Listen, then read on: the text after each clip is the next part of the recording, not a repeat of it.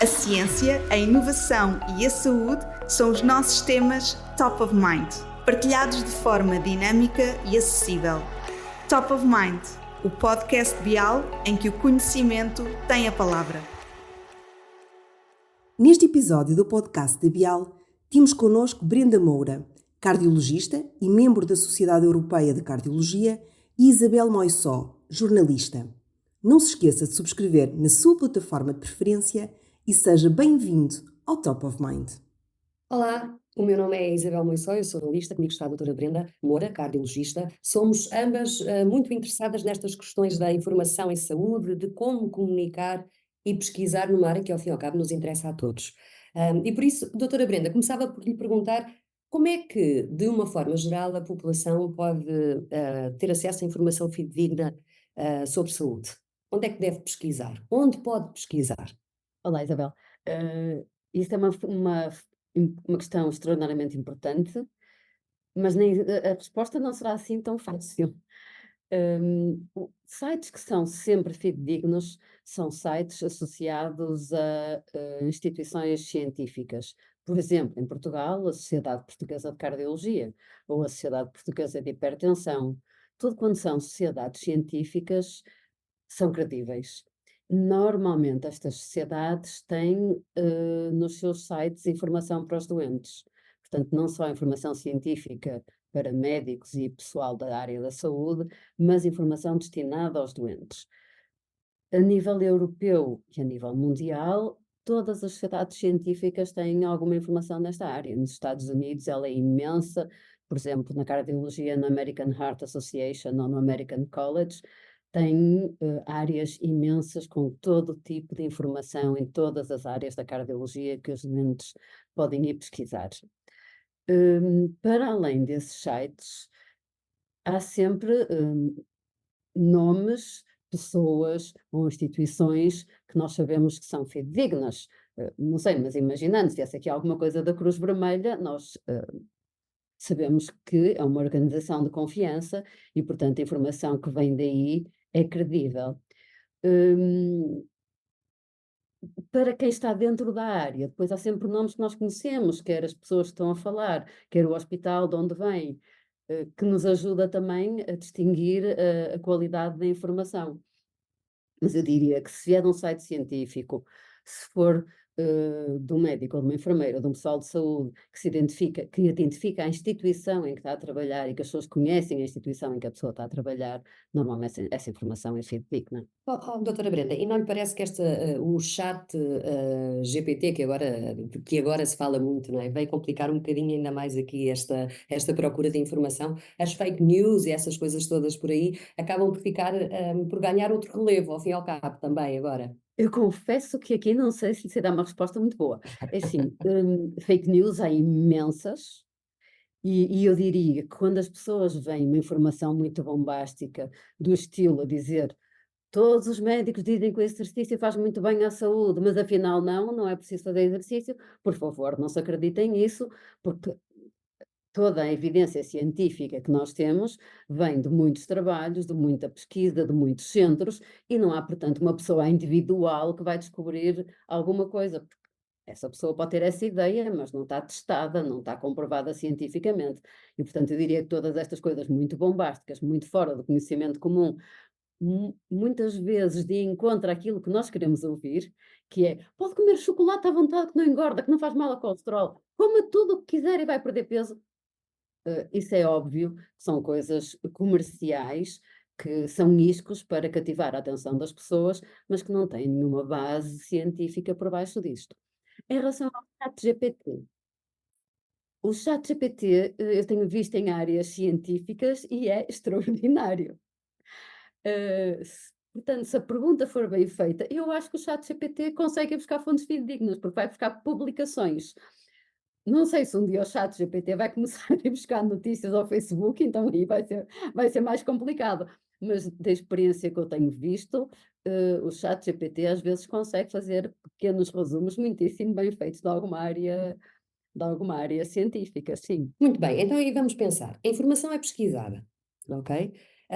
Acha que, de uma forma geral, a população tem ferramentas depois para interpretar esta informação? Ou seja, aquilo que lhe pergunto é, com a sua experiência clínica, não lhe acontece aparecerem doentes nas suas consultas já com o diagnóstico feito pela internet, ou melhor, com a ajuda do Dr. Google, já dão na posse todas as informações, não é? Eu confesso que não me aparece muito, na minha prática clínica isso. Ou antes, aparecem pessoas a que têm hipertensão, porque de facto temos um manancial enorme de informação e as pessoas sabem que ter uma tensão arterial de 160/90 ou 160/100 não é uma tensão arterial normal e, portanto, isso já é assim um conhecimento mais ou menos comum que leva as pessoas ao médico. Já, por exemplo, patologia mesmo, estamos a falar de doença, a desconfiança da doença ou o terem uma doença e procurar informação, hum, é muito pequena a percentagem de pessoas que consegue fazer isso. Não é muito fácil para quem não seja da área da saúde conseguir entender bem o vocabulário usado e a informação que aparece. E o mais comum é até pessoas virem com conceitos muito errados, de informações que entenderam mal. hum, Às vezes vêm em pânico, porque veem, por exemplo, que uma doença é associada à morte súbita e, portanto, pensam, tendo uma doença, tem uma grande probabilidade de ter morte súbita, e as coisas não são assim, têm de ser individualizadas, têm de ser as características de cada doente. Eu penso que quanto mais culta for a população e quanto menos fake news tivéssemos, mais fácil isso seria de acontecer. Mas neste momento eu acho que ainda não há uma grande percentagem da população que consiga ter um resultado muito positivo e que ter informação de facto fidedigna e de segurança para seu próprio benefício e sim, para seu próprio benefício. Muito bem. Já agora, eu gostava de lhe dar. Eu acho que nós jornalistas temos também um bocadinho esta obrigação, não é? De passar informação fidedigna a quem nos vê e a quem nos escuta. Um bocadinho esta obrigação, não. A nossa obrigação é esta, ponto, não é? Nós devemos ser honestos com quem nos segue nas nossas reportagens. Mas a verdade é que nos debatemos com vários problemas também, não é? Há cada vez menos jornalistas especialistas em áreas. Isto significa que um jornalista hoje pode estar a fazer educação, amanhã faz ambiente, no dia a seguir faz justiça e depois pode até terminar a semana a fazer uma reportagem na área da saúde. E, portanto, temos aqui uma forte probabilidade de nos cair nas mãos um assunto que não dominamos de todo, não é? E para o qual não estamos preparados. Depois, isto é uma dificuldade, mas há mais. Depois, a nós jornalistas ensinaram-nos que a mensagem deve chegar a todos. Ou seja, que é preciso simplificar. Que todos aqueles que nos ouvem e que nos veem devem perceber aquilo que dizemos, desde o espectador mais letrado até aquele que não sabe ler e que se interessa muito por estes assuntos de saúde e que, por acaso, até há várias semanas que vem a sentir aqueles sintomas de que aquela jornalista na televisão está a falar. Portanto, a nossa mensagem deve chegar a eles. Claro, e nós também queremos que a mensagem chegue a todos. Exato, precisamente. Portanto, na prática, quando nós tentamos simplificar, isto quer dizer o quê? Quer dizer que não existem fármacos, são medicamentos ou remédios. Não existem dispneias, existe dificuldade em respirar. Não há doenças agudas. São doenças que aparecem de repente, duram pouco tempo e desaparecem, uma espécie de uma gripe, não é? E quando nos falam em anticorpos, nós temos que traduzir isto de maneira a que as pessoas lá em casa percebam que não estamos a referir-nos a Satanás, não é?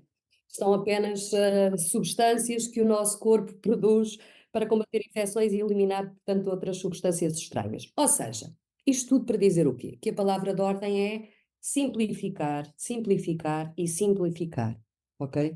Depois existe uma realidade, algo que acontece na redação onde eu trabalho e que acredito que aconteça em todas as redações. Nós somos diariamente bombardeados com dezenas e dezenas de e-mails, ok? E muitos relacionados com assuntos de saúde. São e-mails que falam de tratamentos milagrosos, de estudos que depois vamos a ver e não têm qualquer representatividade, não é? Da vinda a Portugal de um determinado especialista com pretexto para falarmos de determinada doença. De cirurgias que vão ser executadas pela primeira vez, quando na realidade já se fazem há vários anos em outros hospitais, não é? Portanto, há aqui, são muitos os e-mails, podíamos estar aqui muito tempo a falar sobre isto, mas há muito para onde escolher. Eu sou jornalista há 30 anos. Fiz saúde durante muito tempo, mas não sou médica, ok? E, portanto, a minha especialidade é comunicar, é transmitir mensagens de conteúdo jornalístico. E não é nada fácil escrever sobre saúde, não é? Já vimos aqui esta questão do simplificar, simplificar. Pronto, o que é que eu fiz a partir de determinada altura? Adotei aqui uma estratégia, um sistema, se quiserem. Perguntei, quando não sabia, perguntava a quem sabia. É uma excelente maneira de certificar a informação. É, Ir confirmar a informação que se tem com outras fontes. É um passo fundamental. exatamente. Eu nunca tive qualquer problema em telefonar a um especialista, um médico, fosse quem fosse, e perguntar-lhe da importância, vamos lá, de determinado assunto ou até determinado e-mail. Olha, ao fim e ao cabo são pessoas como a doutora Brenda que me ajudam a fazer bem o meu trabalho, não é? E é importante, eu tenho feito isto sempre ao longo dos anos. São pessoas que me dizem, olha, vá pesquisar naquele site, vá àquela plataforma, procura aquele artigo, e que por vezes até têm a delicadeza de me passar o contacto de outros colegas. Mas agora, verdade seja dita, no lufa-lufa diário de uma redação, alguns colegas não têm este discernimento e se calhar nem sequer têm os contactos das pessoas a quem ligar, não é? Quando um editor diz a reportagem é para hoje, não é? É bem mais fácil deixar-nos levar por... Bem, mas aí eu atrevi-me a dizer que aí o Dr. Google pode ajudar alguma coisa, porque se nós pegarmos nesse bocadinho de informação que nos enviam e colocarmos no Google e vermos que pesquisa é que nos sai, começamos a perceber um bocadinho o ambiente. Exato. Mas sim, é um trabalho fundamental de um jornalista, que É confirmar? validar as suas fontes, não é? É confirmar, mas a verdade é que isto nem sempre é fácil, ainda para mais quando temos, como eu dizia, aquela pressão do é para o jornal da 1 de hoje, não é? Pronto, é muito mais fácil nós deixarmos levar pelo e-mail que recebemos e que coincidência das coincidências, muitas vezes até tem o contacto de potenciais entrevistados. Portanto, a papinha está toda feita, percebe, doutora Brenda? Bem, mas também não quero ser injusta. Eu acredito que esta é a nossa realidade, sem dúvida, mas ainda existem meia dúzia de pessoas nos órgãos de comunicação social que acompanham a área da saúde com alguma regularidade, não é? E que tentam fazer o seu trabalho da melhor maneira possível e que vão pesquisar e que vão cruzar fontes. Olha, por exemplo, um belíssimo sítio, uma plataforma para pesquisarmos, é aquela com a qual a doutora Brenda colaborou, posso dizer assim, doutora Brenda? Sim, colaborei. Quer falar-nos sobre ela? É porque está muito bem estruturada. Estamos a falar do Heart Failure Matters, portanto, exatamente. O Heart Failure Matters nasce precisamente desta preocupação de explicar à população em geral, aos doentes, aos cuidadores, aos familiares dos doentes, a toda a gente que tem alguma informação, portanto, explicar muito bem, de uma forma muito fácil, muito simples, tudo o que tem a ver com insuficiência cardíaca. Portanto, é um site dirigido mesmo à população em geral, que, mais uma vez, lá está associado a uma sociedade científica, está associada à Heart Failure Association. É uma plataforma muito interessante, porque está feita não com um texto corrido, mas com as várias questões que as pessoas podem ter ao longo da sua vida, ao longo da sua doença, ao longo do seu cuidar de alguém, que é, por exemplo, de repente temos o médico diz-lhes que tem insuficiência cardíaca, a pessoa ficou um pouco perturbada e baralhada e na altura nem faz as perguntas todas e chega a casa e nesta plataforma pode ver o que é mesmo insuficiência cardíaca, o que é que se passa com o coração. E até tem lá uns videozinhos a mostrar o funcionamento do coração normal e o funcionamento do coração com insuficiência cardíaca e explica porque é que as pessoas podem ter insuficiência cardíaca, tudo com um vocabulário muito simples e com imagens, e não só tem o texto, como tem um avatar que nos pode falar e guiar dentro de todo este site. E tem informação mais básica como esta, com informação, por exemplo, muito prática, como é que eu devo fazer quando vou de férias? Não se esqueça de levar alguns medicamentos na carteira, tenha cuidado com a hidratação se for para um país quente, portanto beber bem água, ter cuidado com as mudanças da alimentação, evitar a alimentação salgada, que pode agravar a insuficiência cardíaca, coisas muito práticas. Tem até uma área que é, perguntas que eu posso fazer ao médico da próxima vez que lá for.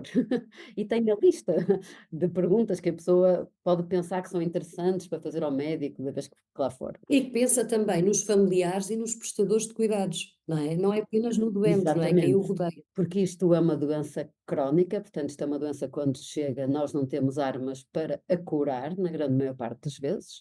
O que temos é armas para a tratar, e muito bem, conseguimos que os doentes tenham uma melhoria muito grande da sua qualidade de vida e conseguimos aumentar muito a expectativa de vida, portanto, conseguimos que os doentes vivam muito mais anos com a medicação que agora temos, mas isto exige do doente informação, exige que o doente colabore, o doente de facto é o principal interessado e tem de ser o principal envolvido na doença, mas depois também os cuidadores, porque muitas vezes são afetadas pessoas de idade e, portanto, precisam de alguém que tome conta delas, que as ajude na medicação, que perceba todos estes pequenos problemas que podem existir e precisam de algum apoio. E este site também tem algumas coisas de apoio psicológico mesmo e sim, eu diria de apoio psicológico aos cuidadores, que é muito importante também. Depois tem áreas mais científicas, digamos assim, a dizer que remédios é que eu tomo, que remédio é este, para que é que serve exatamente este remédio, como é que eu o devo tomar, não devo, há mais coisas que eu possa fazer para além dos remédios, posso falar ao meu médico se preciso de um pacemaker ou de um dispositivo, aquelas coisas que se implantam debaixo da pele como um pacemaker, mas têm funções muito mais elaboradas, portanto há aqui muita informação. Ó, doutora, posso só interrompê-la para lhe dizer, gostei tanto de ouvir dizer agora remédio. É ao simplificar, lá está. Sim, claro. Há muitos remédios para a insuficiência cardíaca, alguns que são em comprimidos, outros sobre outras formas, e há coisas extraordinariamente importantes, como a alimentação e o exercício, que são excelentes remédios também. Mas este site é muito importante e nasceu exatamente dessa necessidade grande de ter para a população informação fidedigna. Este site tem coisas muito engraçadas, porque ele pode ser acedido, por exemplo, pela Sociedade Portuguesa de Cardiologia, mas imaginando que está alguém em Portugal e que acede à Sociedade Portuguesa de Cardiologia, mas por acaso até é um francês que está a viver cá em Portugal, este site está traduzido em 11 línguas. E em todas elas temos o texto e temos o avatar a falar. Aliás, no site português é muito curioso, porque quando começamos este site, ficamos com alguma dúvida se, mais da parte do Brasil, as pessoas entenderiam o sotaque português. Então nós temos dois avatares, temos duas Anas, uma que fala com sotaque português e temos uma Ana que fala com sotaque brasileiro, se dúvida houvesse em alguma coisa. São poucas as palavras que são diferentes, mas ainda temos algumas. Nós dizemos internamento, os brasileiros dizem hospitalização, ou internação. Temos algumas pequenas diferenças e, portanto, assim, o site ainda torna as duas avatares das duas Anas ainda tornam o site mais amigável, penso eu. Ó, doutora, existem cerca de 400 mil portugueses com insuficiência cardíaca? E a tendência, já agora faço-lhe, são duas perguntas numa, e a tendência é para estes números aumentarem bastante nos próximos anos? Se fosse aqui há uns meses, eu diria que sim. A estimativa que nós temos é de que houvesse 400 mil pessoas em Portugal com insuficiência cardíaca. Como é que aparecem estes números? Em 1998, tivemos umas colegas, médicas, cardiologistas, que trabalham nesta área, que fizeram um estudo epidemiológico. Portanto, fizeram uma espécie de, como se faz para as eleições, para tentar saber o resultado, essa pesquisa, com métodos estatísticos sofisticados, não é? Avaliaram todos esses doentes e viram a percentagem que havia de insuficiência cardíaca na população, que na altura, em 1998, era de 4,4% da população com mais de 25 anos. Que na altura não corresponderia a 400 mil pessoas, mas a 250 mil, se não estou em erro.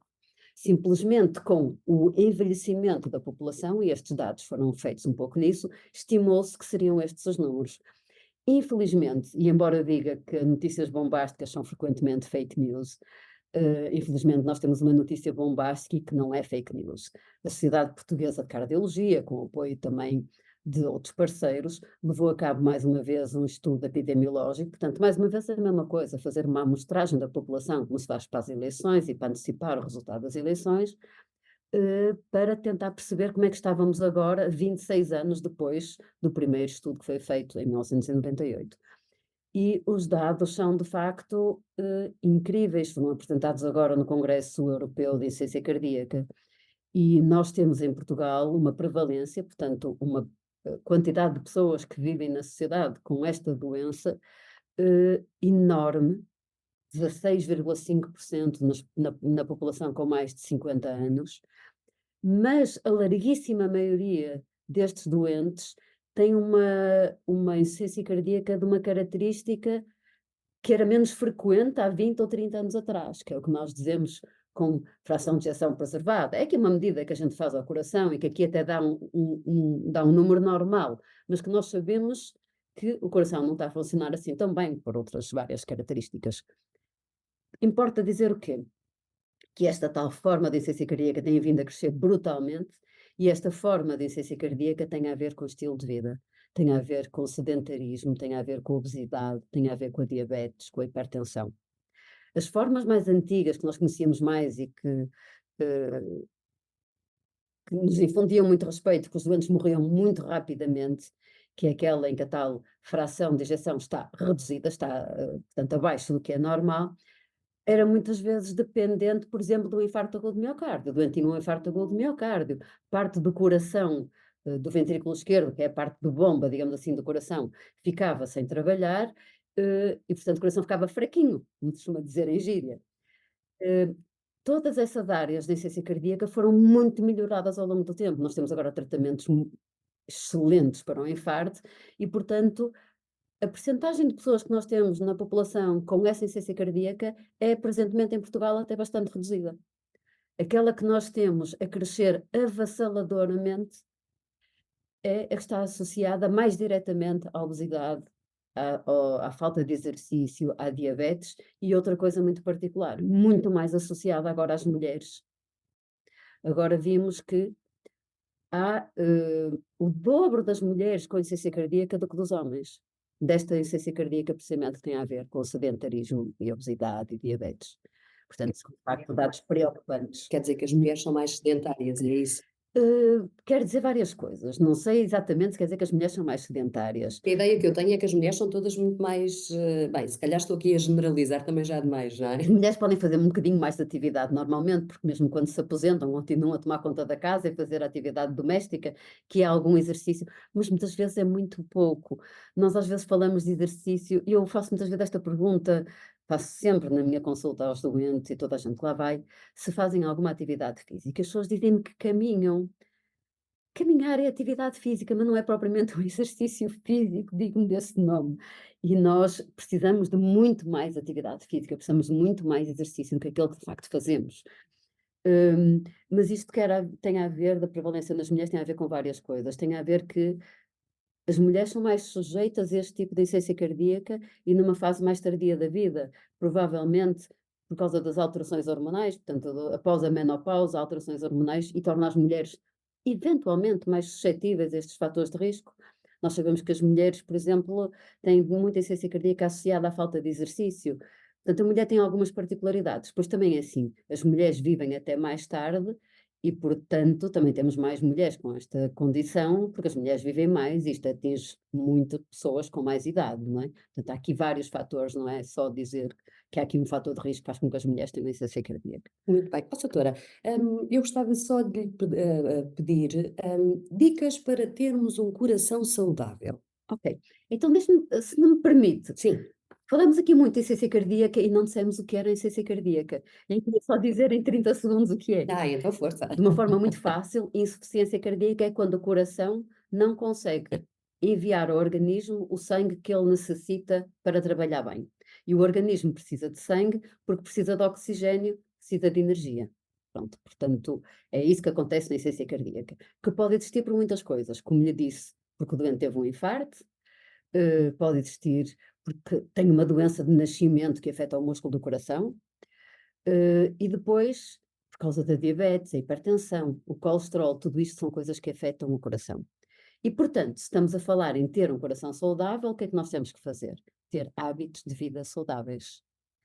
Nós temos de, como eu disse, fazer exercício, temos de ter muito cuidado com a alimentação. E quando eu digo muito cuidado com a alimentação, não estou a falar em nenhuma dieta de moda, nenhuma dieta extrema. Estou a falar em voltarmos à alimentação que nós tínhamos, que era uma alimentação mediterrânica.